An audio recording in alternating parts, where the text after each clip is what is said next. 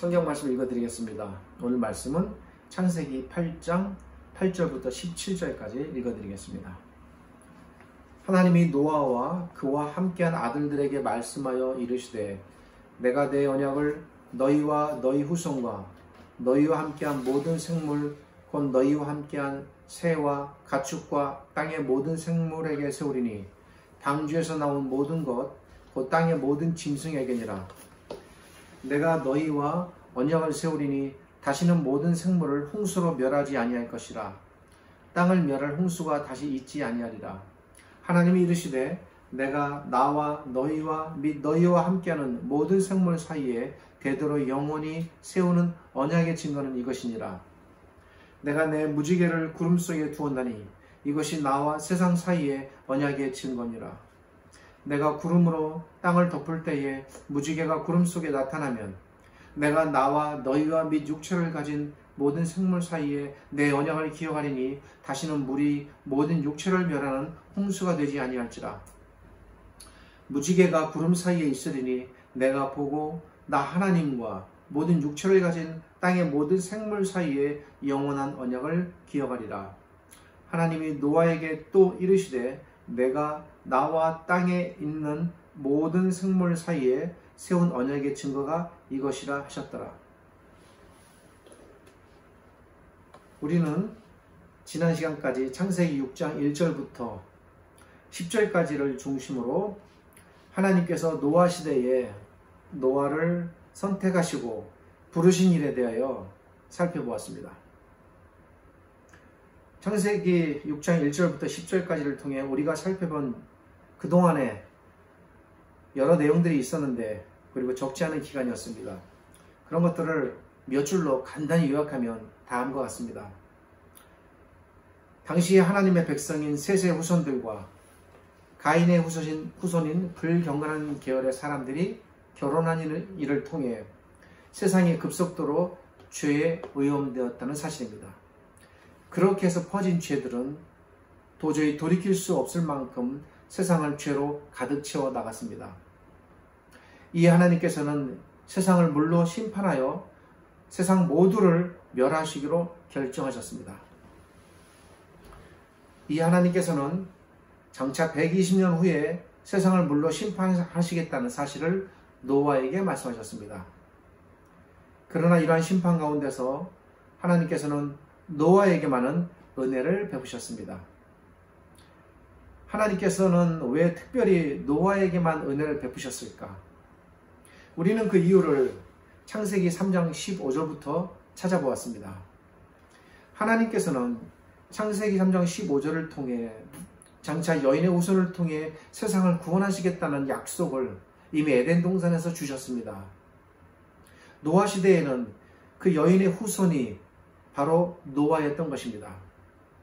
노아가 당대의 세상을 구원할 구원자로 세상에 태어나게 되었다는 사실을 우리가 살펴본 라멕의 예언을 통해 살펴보았습니다.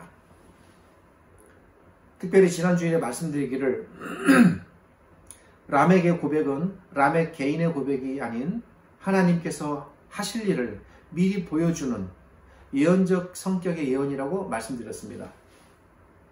즉 라멕의 말은 하나님께로부터 나온 예언이 된다는 것입니다. 실제로 말은 라멕이 했지만 그 예언의 출처는 곧 하나님이십니다.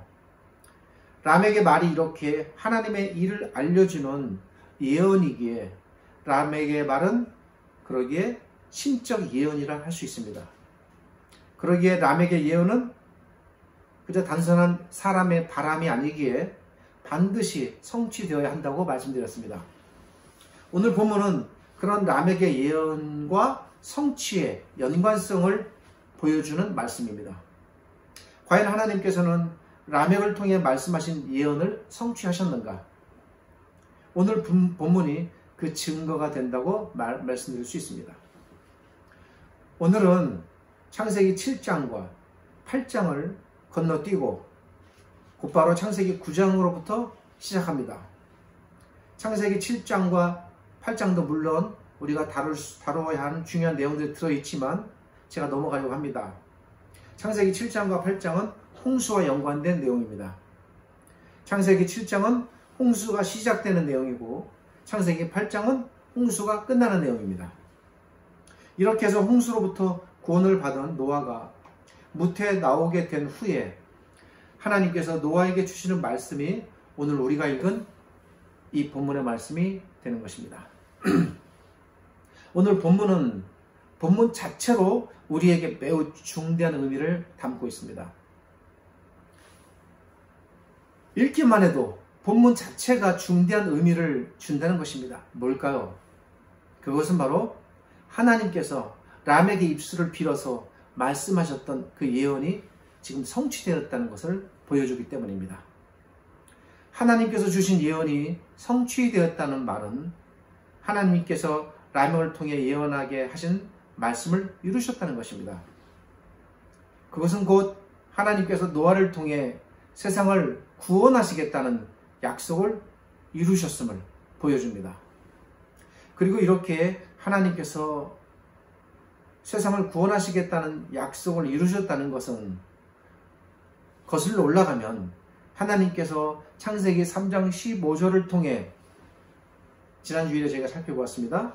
장차 여인의 후손을 통해서 세상을 구원하시겠다는 그 구원의 약속, 에덴 동산에서의 약속이 적어도 노아 시대에 그 노아 당대에 노아를 통해 실제로 이루어졌음을 보여주는 것입니다. 오늘 본문은 이러한 하나님의 약속이 어떻게 노아 시대에 실제적으로 이루어졌는지를 알려주기 위해 기록된 본문이다 라고 볼 수 있습니다. 그러기에 오늘 본문을 마주하면서 우리가 반드시 기억해야 하는 중요한 사실은 이것입니다. 뭡니까? 하나님께서는 자신의 약속을 이루셨다, 지키셨다 라는 것입니다. 그런데 여기서 우리가 생각해야 할 또 하나의 중요한 문제가 있습니다. 저는 설교할 때 늘 중요한 어떤 그 논점을 질문화해서 질문을 던져드리고 그 질문에 대해서 답을 드리는 형식으로 그런 방식으로 설교를 진행하는 편입니다. 오늘도 마찬가지입니다. 어떤 문제가 있는가 하면 하나님께서 노아 시대에 노아를 통해 노아와 그의 가족을 구원하신 이 사건이 실제로 우리와 연관이 있는가라는 사실입니다. 이건 생각해 볼 만한 문제입니다. 만약 하나님께서 노아를 구원하신 사건이 우리와 아무 관계가 없다면, 즉 노아의 구원이 우리의 구원과 직접적인 관련이나 또는 성경적인 연관성이 없다면 우리가 굳이 노아 사건을 이렇게 힘들여서 살펴볼 필요가 없는 것입니다. 하나님께서 노아를 구원하신 일이 우리와 연관성을 갖지 못한다면 창세기 6장부터 9장에 이르는 노아에 대한 이 기록은 그저 우리가 지나쳐도 될, 읽을 필요도 없고 살펴볼 필요도 없게 되는 것입니다. 제가 노아 사건을 다루는 이유가 무엇이겠습니까? 결론적으로 말씀드리면 노아 사건이 우리와 연관이 있기 때문입니다. 노아의 구원이 우리의 구원과 밀접한 연관이 있다는 것입니다. 이것 때문에 이 부분을 중심으로 논문이 나오기도 합니다. 오늘은 이 부분에 대해서 살펴보고자 하는 것입니다. 말씀을 이어가기 전에 한 가지 드릴 말씀이 있습니다. 지난 주일에도 죄송하다고 말씀드렸는데 오늘도 또 한 번 죄송한 일이 발생했습니다. 부끄럽고 얼굴을 들기 힘듭니다. 제가 지난 주일에 홍수 시기에 대해 말씀을 드리면서 노아와 연관된 연대를 계산하는 과정에서 노아의 나이 620세에 홍수가 임했다고 말씀을 드렸는데 이 부분이 잘못되었습니다. 창세기 7장 11절은 분명히 노아가 600세가 되던 해에 홍수가 임했다고 알려주니까 여기가 출발점이 되어야 할 것 같습니다. 이에 홍수 시기를 노아의 나이 620세가 아닌 600세로 정정합니다. 제가 모두셀라와 라멕과 노아로 이어지는 연대를 계산하는 과정에서 착오가 있었고 잘못했습니다. 사과드립니다. 홍수 시기를 노아의 나이 600세로 볼 경우에 창세기 6장 1절부터 8절까지 노아에게 주어지는 이 홍수 심판에 관한 이야기는 노아의 나이가 480세가 되었을 때에 주어졌다고 볼 수 있습니다. 그 정도로 이 지금 성경은 정확하게 기록하고 있습니다. 그리고 그로부터 약 20년 후가 되는 노아의 나이가 500세가 되는 해부터 노아의 세 아들들이 태어나기 시작했으니 노아는 이 하나님의 예언을 받을 때에 결혼을 했는지는 모르겠습니다만 자녀들은 없는 상태였고, 지난주에 말씀드렸듯이 할아버지인 무드슬라와 아버지인 라멕과 함께 공존하던 시대였습니다.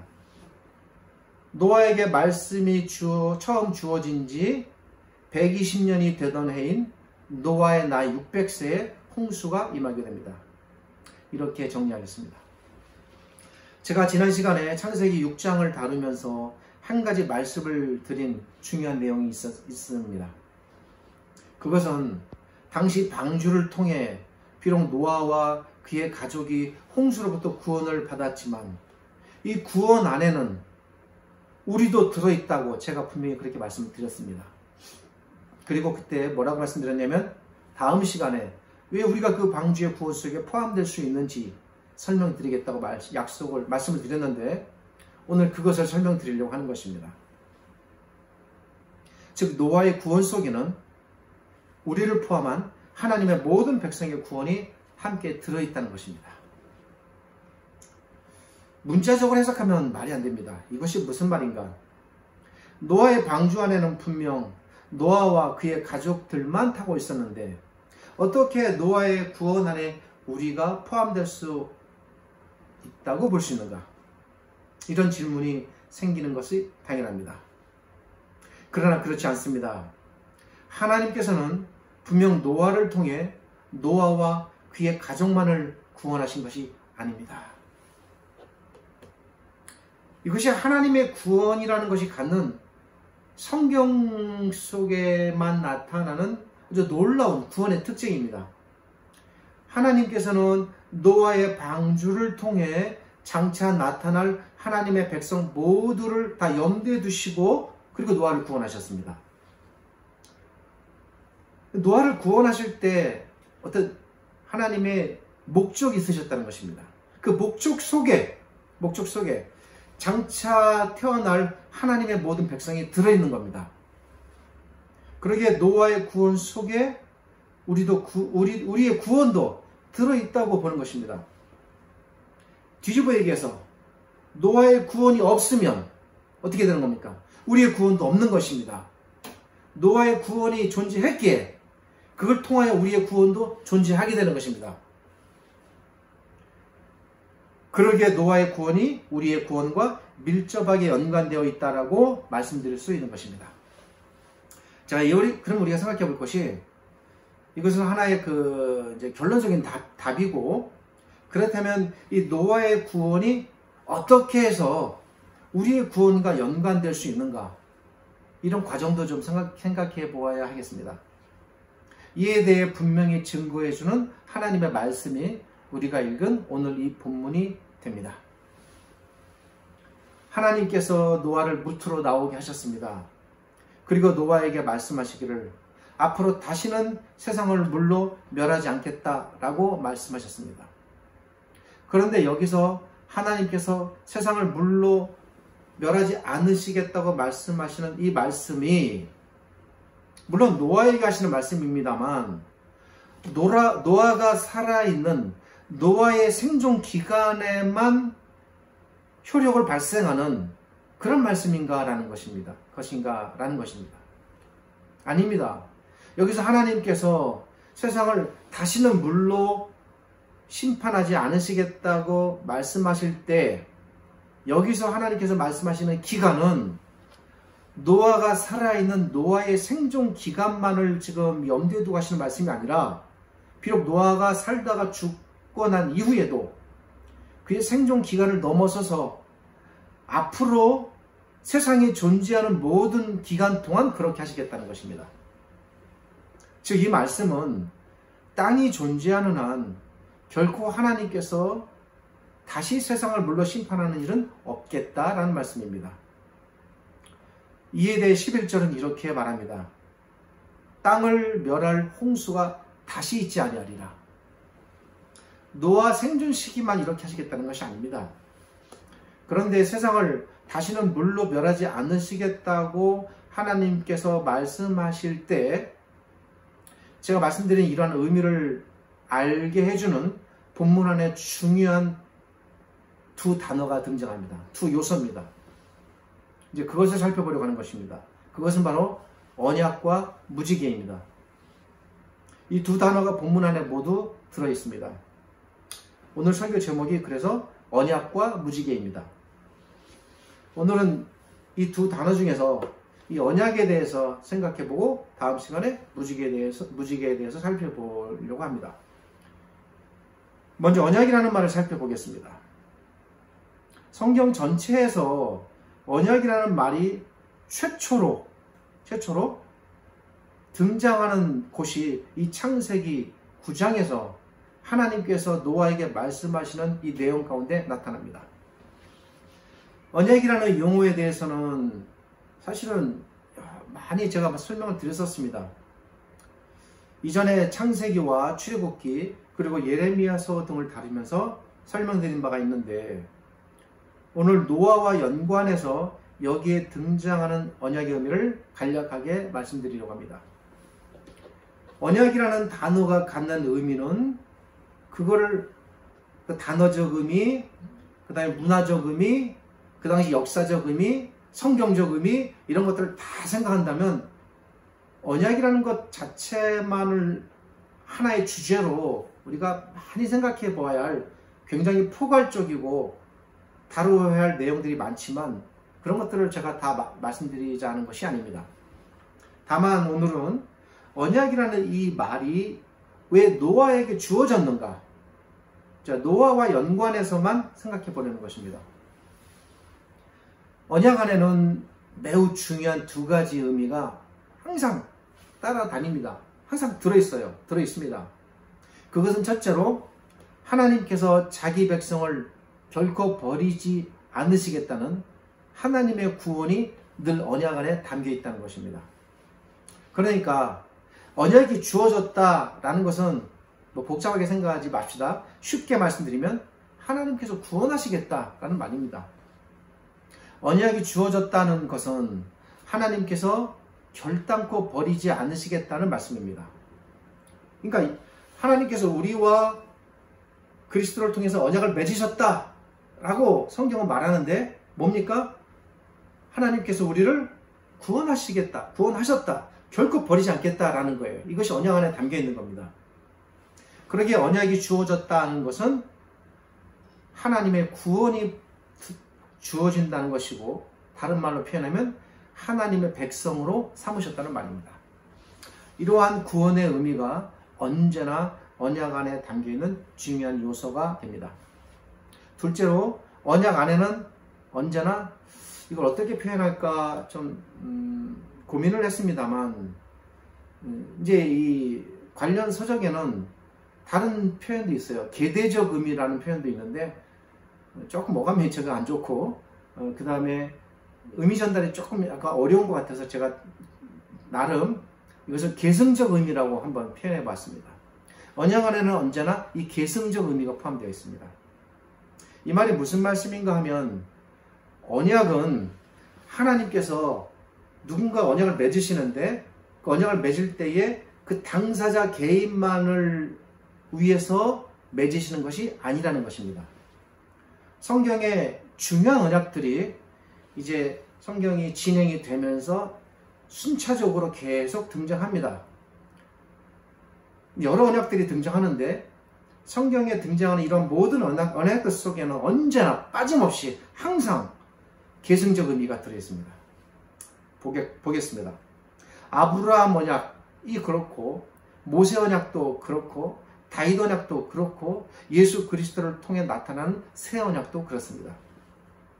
즉 성경의 모든 언약들 속에는 언제나 언약 당사자와 뿐만 아니라 장차 태어날 모든 후손들까지 비록 태어나지 않았어도 그들이 100년 후, 500년 후, 1000년 후, 2000년 후에 태어날 까마득한 존재를 할지라도 그런 후손들까지 다 포함시키는 계승적 의미가 언제나 담겨 있다는 사실입니다. 얼마나 놀랍습니까? 바로 이런 원리를 따라 바울 사도께서는 하나님께서 세상을 지으실 때부터 이미 우리를 지었다라는 이런 놀라운 성경적 안목을 바울이 갖게 되는 것입니다. 그리고 그런 것들을 고백하는 것입니다. 즉 성경의 모든 언약들 안에는 언제나 하나님께서 언약 당사자와만 언약을 맺으시는 것이 아니라 하나님께서 그 언약을 통해 장차 태어날 모든 믿음의 자녀들과도, 여기서 놓치면 안 됩니다. 그 자녀들이 아직 존재하지 않아도 하나님의 마음속에 있는 겁니다. 그들과 다 동시에 언약을 맺으신다는 이런 계승적 의미가 하나님의 언약 속에는 언제나 들어있습니다. 이것이 성경의 모든 언약들이 갖고 있는 매우 중요한 특징인데, 여러분들이 성경에서 언약의 이런 특징들만 잘 이해하시고 우리가 성경을 대해도 훨씬 더 폭넓게 하나님에 대하여 깨달을 수 있습니다.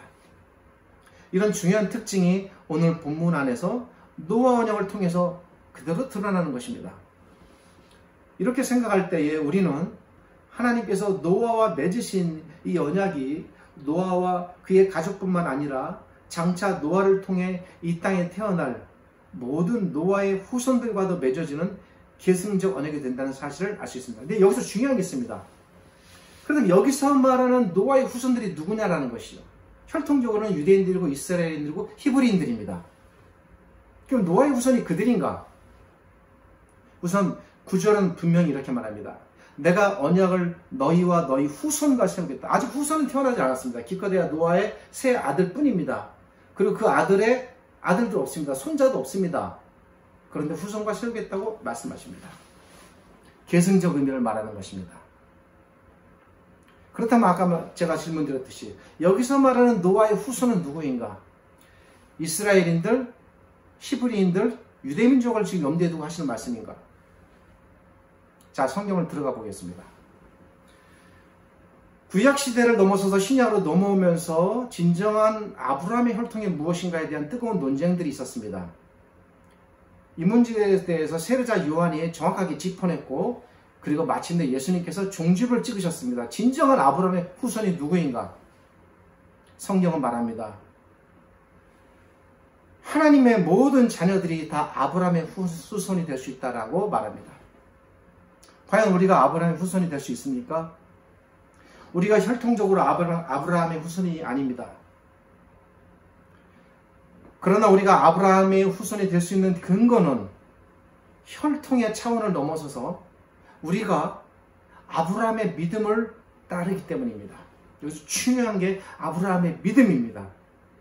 나중에 히브리서 기자가 이 믿음을 주제로 중요한 기록들을 하게 됩니다. 같은 믿음의 반열 안에 들어가 있으면 혈통과 무관하게 아브라함의 후손이 된다라는 사실을 예수님께서 그리고 제자들이 말하는 것입니다. 즉 성경은 아브라함을 쫓아 아브라함과 같은 믿음에 들어있는 모든 신자들을 가리켜 아브라함의 후손이다라고 분명히 알려줍니다. 같은 원리가 노아에게도 적용됩니다. 노아에게 흘러들어온 그 믿음의 기원과 아브라함에게 흘러들어온 그 믿음의 기원이 다른 물줄기입니까? 같은 거예요. 노아에게 흘러들어온 믿음이 나중에 아브라함에게 흘러가는 겁니다. 그리고 그 출발점은 창세기 3장 15절입니다. 그러니까 아브라함을 그렇게 본다는 것은 노아에게 그대로 적용되는 거예요. 우리가 아브라함의 후손이 되는 것처럼 동일한 원리로 우리가 노아의 후손이 되는 것입니다. 그러니까 노아의 후손을 이 창세기 9장에서 셈, 함, 야벳을 말하고 그들을 통해서 태어날 혈통적 후손을 물론 문자적으로 말하고 있지만 그 안에 담겨있는 보다 포괄적 성경적 의미는 노아를 따라 그 믿음의 반열 안에 들어가게 될 모든 사람들을 지금 하나님께서 후손으로 간주하고 말씀하고 계신다는 사실입니다. 이 부분을 놓치시면 안 됩니다. 대단히 중요합니다. 말씀드렸듯이 우리가 어떻게 노아의 후손이 될 수 있습니까? 우리가 노아의 방주에 동승했기 때문입니까? 우리가 혈통적으로 노아의 계열에 속해 있기 때문입니까? 우리의 피 속에 히브리인 유대인의 피가 있기 때문입니까? 우리가 셈의 후손이기 때문입니까? 모두 다 아닙니다. 우리가 노아의 후손이라 자처할 수 있는 유일한 근거는 제가 아브라함의 경우를 말씀드렸듯이 우리가 노아가 바라보고 쫓아간 그 믿음을 우리가 동일하게 쫓아가기 때문에 일어나는 일입니다. 쉽게 풀어 말씀드리면 노아가 창세기 3장 15절에 담긴 구원의 약속에 대한 믿음을 가졌듯이 우리도 노아처럼 창세기 3장 15절에 담긴 이 구원에 대한 믿음을 갖고 있다면, 그러니까 창세기 3장 15절을 우리가 잘 깨닫고 이해하는 게 얼마나 중요한지 모릅니다. 이 구약에서 특별히 우리도 노아와 같은 믿음을 가진 노아의 후손이 된다는 것입니다. 이렇게 되는 것입니다. 우리가 아브라함이 품은 그 믿음을 통해서 아브라함의 후손이 되는 것처럼, 그 속으로 들어간 것처럼 우리가 노아와 같은 믿음을 통해서 노아의 후손 속에 들어가는 것입니다. 이해되십니까? 이렇게 우리는 창세기 3장 15절 안에 담긴 하나의 믿음을 통해서 결국은 그렇게 되는 것입니다. 노아도 들어가고 아브라함도 들어가고 우리도 들어가는 겁니다. 다. 그래서 우리가 노아의 후손이 되는 것과 동시에 나중에 아브라함의 후손이 되고, 좀 더 진행시켜 볼까요? 좀 더 시간이 흐르면 그렇게 해서 그 믿음에 들어간, 제가 지금 언약을 중심으로 말씀드리는 겁니다. 그 믿음에 들어간 다윗의 후손이 되고, 그리고 궁극적으로는 그 믿음을 통해 이 땅에 태어나신 예수 그리스도께 속한 예수 그리스도의 후손이 되는 것입니다. 결국 한 후손입니다. 그러기에 노아에게 주어지는 이 노아 언약은 곧 우리에게 주어지는 우리의 언약이 될 수 있다라고 제가 적어도 깨달은 바를 통하여 분명히 말씀드릴 수 있습니다. 노아 언약을 통해 주어지는 이 노아 언약의 계승적 의미가 우리와 이렇게 연관이 됩니다. 그러기에 하나님께서 노아를 구원하신 이 구원 사건은 아무리 그것이 우리가 너무나 먼 역사의 이야기고 지금 고고학적으로 그 흔적조차도 찾기 어렵고 과학적인 그 어떤 증거로도 증명하기 어렵다 할지라도 그것은 우리와 연관된 우리의 구원이 되는 것입니다. 이걸 믿어야 하는 것입니다. 어쩌면 이 노아 사건을 통해서 우리가 터득할 수 있는 가장 분명하고도 놀라운 진리는 하나님께서 노아를 통하여 우리를 구원하셨다는 사실입니다. 더욱 분명히 말씀드리면 하나님께서 노아를 구원하신 이 구원의 사건은 우리의 구원이 됩니다. 하나님께서 물 가운데서 노아를 구원하신 이 구원의 사건은 곧 우리를 물 가운데서 구원하신 우리의 사건이 되는 것이에요. 하나님께서 다시는, 보세요. 하나님께서 다시는 물로 세상을 멸하지 않겠다고 하신 이 약속의 말씀은 노아의 생존 시기를 넘어서서 그의 모든 영원한 후손들에게 그 효력이 발생하듯이 노아를 구원하신 구원 사건은 우리의 구원이 되는 것입니다. 우리는 비록 노아 시대에 그 방주 속에는 없었지만 하나님의 마음 속에는 얼마나 하나님께서 위대하시고 놀랍고 영원하신 하나님이신지 모릅니다. 우리는 감히 헤아릴 수가 없습니다. 적어도 제가 터득하고 깨달은 바를 근거로 하나님께 대하여 조금이라도 유추해 본다면 하나님께서는 노아의 방주 속에 우리 모두를 다 태우신 것입니다. 이거 납득되십니까? 노아는 비록 자기 가족과 짐승들과 동물들과 새들만을 태웠지만 하나님께서는 우리를 그 안에 태우셨습니다. 그 방주 속에 우리를 모두 다 들여보내시고 그 구원의 방주를 통하여 영원히 우리를 구원하시는 것입니다. 그리고 그것을 노아의 구원이라는 이 사건을 통하여 표징으로 보여주시는 것입니다. 이처럼 하나님께서 노아를 구원하신 이 구원 사건은 그러기에 제가 말씀드리건대 결코 우리와 뗄 수 없는 밀접한 연관성을 갖고 있습니다. 그런데 말입니다. 하나님께서 노아를 구원하신 이 구원 속에 우리도 포함되어 있다는 이 증거를 오늘은 제가 언약을 중심으로 살펴보았습니다. 노아 언약뿐만 아니라 한 가지 사실을 통해서 본문은 더 우리에게 분명하게 증거하고 있습니다. 그리고 그 증거는 지금도 우리에게 여전히 나타나고 유효합니다. 그 또 하나의 증거가 무엇입니까? 바로 무지개라는 것입니다. 오늘 여기까지만 말씀을 드립니다.